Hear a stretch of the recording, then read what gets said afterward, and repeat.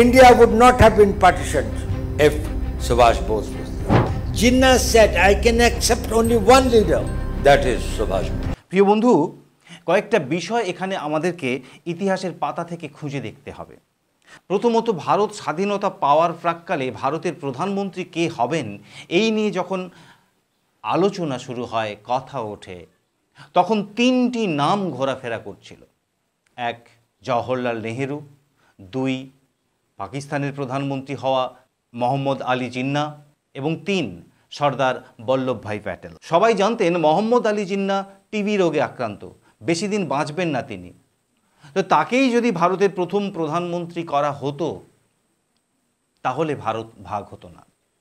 কিন্তু তার পরিবর্তে পণ্ডিত জওহরলাল নেহেরু সাংবাদিকদের সামনে বলে ফেললেন, মোহাম্মদ আলী জিন্নাহকে প্রধানমন্ত্রী হওয়া তো দূরের কথা, আমি আমার চাপরাশিতেও রাখব না এবং আমিই প্রধানমন্ত্রী হচ্ছি। একবার ভেবে দেখুন, ভারতের স্বাধীনতা আন্দোলনের, স্বাধীনতা পাওয়ার ওই যে প্রাক্কাল, ওই যে নাজুক সময়টা, সেখানে মোহাম্মদ আলী জিন্নাহকে এমন কথা যিনি বলতে পারেন, তিনি কি সত্যিই পণ্ডিত? তার নাম পণ্ডিত জওহরলাল নেহেরু। ফলত যা হওয়ার তাই হলো। জিন্নাহ দাবি করলেন, আমাদের আলাদা মুসলিম রাষ্ট্র চাই, চাই। এই সময়েই তিনি বলেছিলেন, এই গান্ধী, নেহেরু এদের কাউকে আমি বিশ্বাস করি না, একমাত্র যদি কাউকে বিশ্বাস করতে হয় তিনি নেতাজি সুভাষচন্দ্র বসু। দ্বিতীয়ত, সর্দার বল্লভভাই প্যাটেল এবং পণ্ডিত জওহরলাল নেহেরু, এই দুজনে ছিলেন ভারতের প্রথম প্রধানমন্ত্রী হওয়ার দাবিদার। কিন্তু গান্ধীজি এমন একটি যুক্তি খাড়া করলেন যেখানে সর্দার বল্লভভাই প্যাটেল হার স্বীকার করলেন। তিনি যে ইংরেজিতে কথা বলেন তার উচ্চারণটা ব্রিটিশদের মতো নয়। প্রধানমন্ত্রী হওয়ার জন্য ব্রিটিশদের মতো করে ইংরেজি উচ্চারণ করতে হবে, যেটা জওহরলাল নেহেরু নাকি ভালো পারতেন। একবার ভেবে দেখুন, যে ইংরেজদের থেকে আমরা স্বাধীনতা চাইছি, সেই ইংরেজদের ভাষা ইংরেজি, তার উচ্চারণটা ইংরেজদের মতো হতে হবে, তবেই ভারতের স্বাধীনতা প্রকৃতরূপে স্বাধীনতা হবে। এই ছিল মহাত্মা গান্ধীর ধারণা। সর্দার বল্লভভাই প্যাটেল পিছিয়ে গেলেন প্রধানমন্ত্রী হওয়ার দৌড়ে। আরেকটা কারণ দেখুন, 1939 পট্টবী সীতারামাইয়াকে পরাজিত করে নেতাজি সুভাষচন্দ্র বসু হয়েছিলেন জাতীয় কংগ্রেসের সভাপতি। গান্ধীজির ইগোতে লাগলো, কারণ নেতাজির সঙ্গে গান্ধীজির মতানৈক্য চলছিল তার আগে থেকেই। তাই জাতীয় কংগ্রেসের সভাপতি হিসেবে নেতাজির এই নির্বাচিত হওয়াকে গান্ধীজি হজম করতে পারলেন না। তিনি বলে বসলেন, পট্টবী সীতারামাইয়ার পরাজয় মানে আমার পরাজয়। এটা কি গান্ধীর ইগো নয়? নেতাজি পদত্যাগ করে গান্ধীজিকে জিতিয়ে দিলেন। চতুর্থত, 1905 সালে লর্ড কার্জন বাংলা প্রদেশকে ভাগ করে দেওয়ার ফন্দি এঁটেছিলেন। সেই লর্ড কার্জন 1904 সালে পূর্ববঙ্গের সরকারি সফরে এসে মুসলিম নেতাদের বোঝানোর চেষ্টা করলেন যে পূর্ববঙ্গটাকে ভারত থেকে পার্টিশন করে দেওয়া হবে এবং পূর্ববঙ্গে শাসন করবেন মুসলিমরা। সেই মুসলিমরা দিল্লিতে বছরে একটি নির্দিষ্ট পরিমাণ কর প্রদান করে পূর্ববঙ্গ শাসন করবেন। মুসলিম নেতাদের ইচ্ছে থাকলেও কিন্তু ওই সময়ে বাংলায় থাকা হিন্দুরা অনেক কষ্টে সেই বঙ্গভঙ্গের ফন্দিকে রদ করেছিলেন। তাই বলে কি ওই যে ললিপপ মুসলিমদেরকে দেখানো হয়েছিল, সেই ললিপপের মোহ তারা ছাড়তে পারেনি।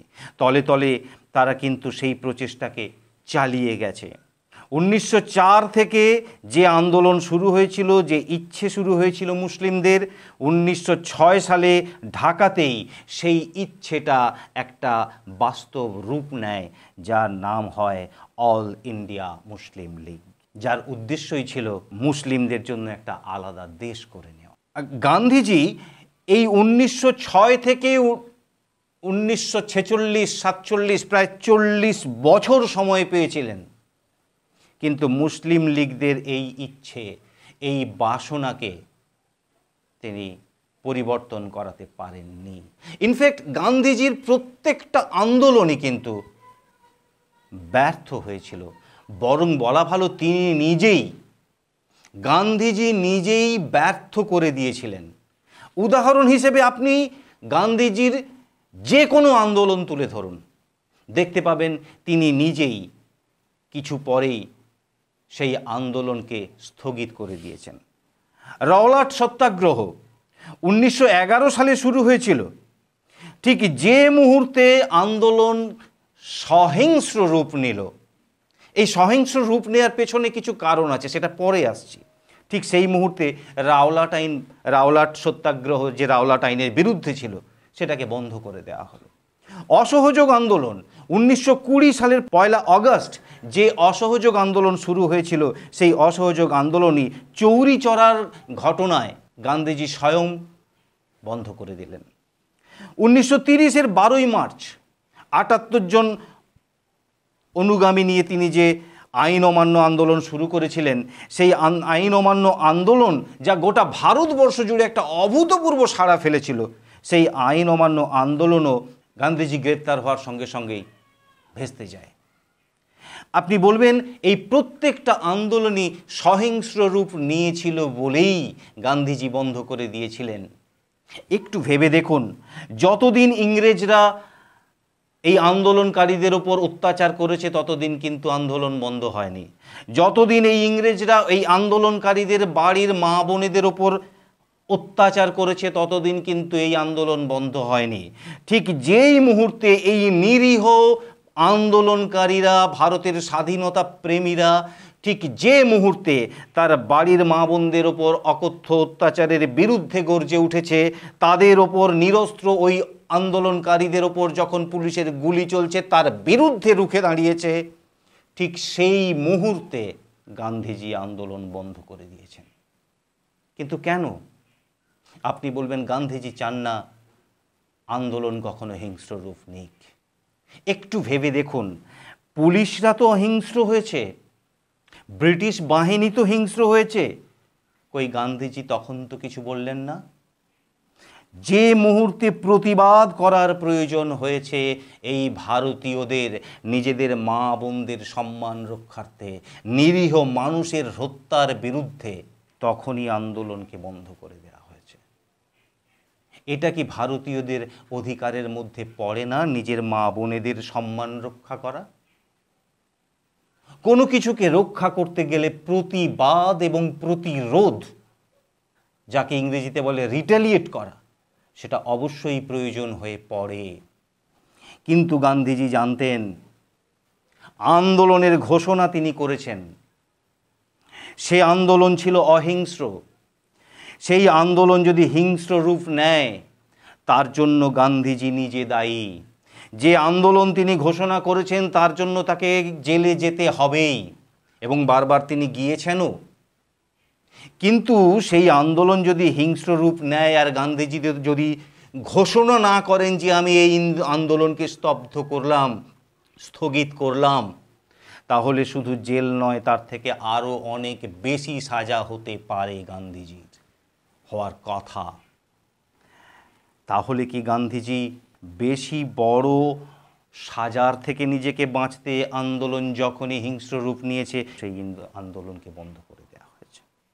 শুধু তাই নয়, মেনে নিলাম এই আন্দোলন হিংস্র রূপ নিয়েছে, গান্ধীজি অহিংসার পূজারী, তিনি এই আন্দোলনকে স্থগিত করে দিয়ে ভালোই করেছেন। যে গান্ধীজি আন্দোলনকে অহিংস্র রূপেই রাখতে চান, অহিংসার মাধ্যমেই ভারতের স্বাধীনতা আনতে চান, সেই গান্ধীজি বিশ্বযুদ্ধে কি করে 1 লাখেরও বেশি ভারতীয় সেনাকে অন্য দেশে পাঠিয়ে দিলেন ব্রিটিশদের জন্য, অন্য দেশের সাথে লড়াই করার জন্য?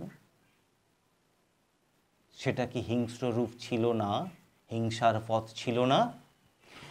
কিন্তু তারও আগে আরও একটা বিষয় ভেবে দেখা দরকার, কেন পাঠিয়েছিলেন?